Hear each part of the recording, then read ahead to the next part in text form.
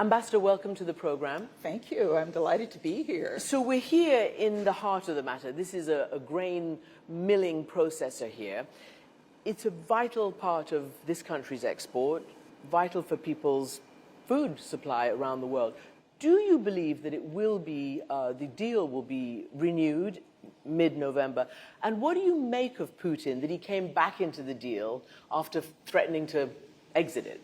Well, I'm hoping that the deal will be extended. I know that extraordinary efforts are being made by the Secretary General and others to negotiate an extension of this deal. The fact that Putin pulled out of the deal temporarily shows he has no concern about the impact that this is having around the world.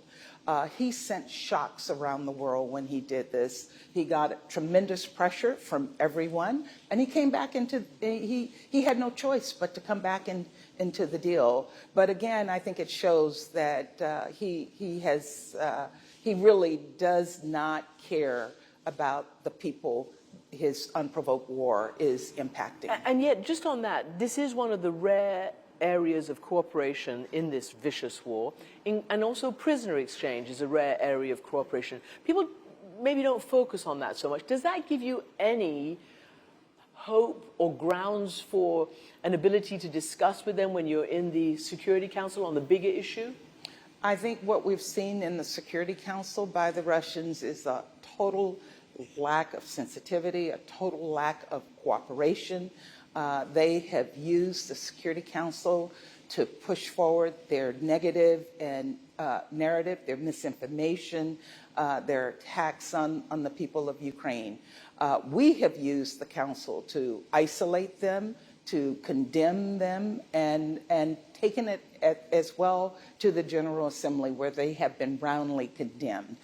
So I don't see the Russians at this point looking to use the Security Council as a forum where they will cooperate with the rest of the world. Does it bother you that not just the UN, but national governments, yours and others, have put a huge number of sanctions on Russia for all that it's doing here? I mean, does it bother me that we put sanctions? No, the fact that Russia's still doing very well, thank you very much. Does that bother you? I don't think that it's changed its market, that it's actually selling energy, that its narrative in the developing world, it seems to be winning. It says that you're to blame. I don't think they're doing well. I think the sanctions are having an impact on them. I see a sense of desperation on their part. The fact that they have to have this disinformation campaign around the world shows that they're desperate. It shows that this is having an impact on them. And I think that the rest of the world has seen through their false narrative. You're also visiting a forensic laboratory, a forensic location today regarding war crimes and accountability. I want to know what you think and where you think that is. Plus, I spoke to two senior senators who were on a CODEL visit just last week, who actually said that they wanted to take to the ICC, which is the UN-mandated war crimes tribunal, the idea of a separate special tribunal for Ukraine. Is that something that the US supports, that the UN supports? Well, right now, I'm here to see the efforts to document evidence of war crimes. And there are a number of entities, the ICC, the ICJ, other entities and investigations taking place within the UN, including the Justice Department here, the prosecutor's office here, who are all investigating war crimes and gathering the data. So we're looking at ensuring that we support their efforts to gather the data so that when it goes before whatever investigation or tribunal, they actually have the evidence in hand to prosecute. You know, I was around for the Bosnia War and the special tribunals for Bosnia, Yugoslavia, Rwanda. Do you think a special tribunal is needed? Or, as the ICC says, we have what it takes. We have the prosecutor, we have the people, we have the resources. At this moment, I do think that the resources are there, but as we get into more of the documentation, those determinations can be made later. But right now, there are organizations and institutions. The ICC can do it. The ICJ can do it. The Prosecutor's Office of Ukraine, they're all available to do the investigations that are necessary. I heard today that there are more than 60,000 cases that have been put forward. There may be many, many more. We don't know what this is going to lead to. Ambassador, we're sitting here right on the day of the midterms in your country, and I don't ask you to weigh in politically, but as you know, there's been some suggestion that there might be Ukraine fatigue, given the energy costs, given the pain of every country's citizenry, etc. Europe is having a really hard time. Do you believe that this could chip away at the united front for continued sanctions against Russia, could chip away at the support for Ukraine around the world?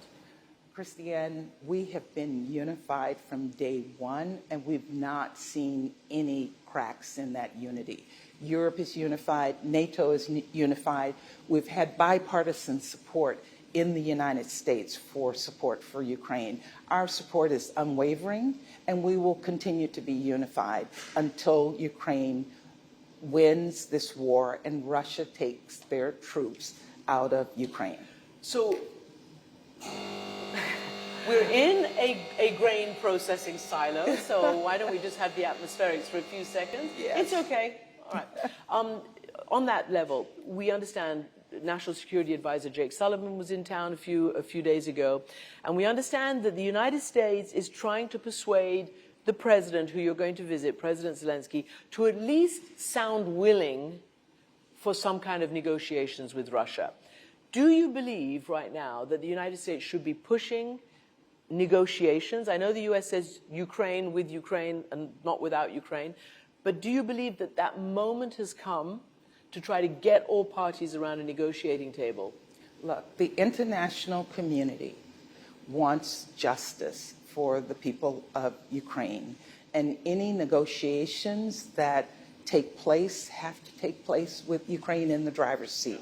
They have to determine that when they are ready for those negotiations with the backing and support of the international community, following the charter that Russia has violated. So that's where we are on these negotiations. Ukraine is fighting for its life, and our support for them will continue to be strong and will continue to be unwavering. So the US and the Permanent Five who actually support you are not pushing them to the negotiating table? We've been clear, no negotiations in which Ukraine is not in the driver's seat, no negotiations about Ukraine without Ukraine. Iran. The idea of the Shahed kamikaze drones, the other Iranian-supplied drones, potentially ballistic missiles, potentially Iran asking Russia for help with its nuclear program. Iran has also been sanctioned to within an inch of its life. How do you bring Iran into some kind of compliance or not?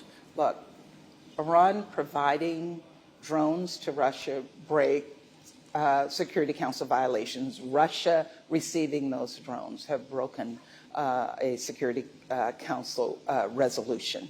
So we are looking at bringing this before the Council to discuss in the Council, and we've asked the Secretary General under Resolution 2231 to investigate what Iran is currently doing with Russia.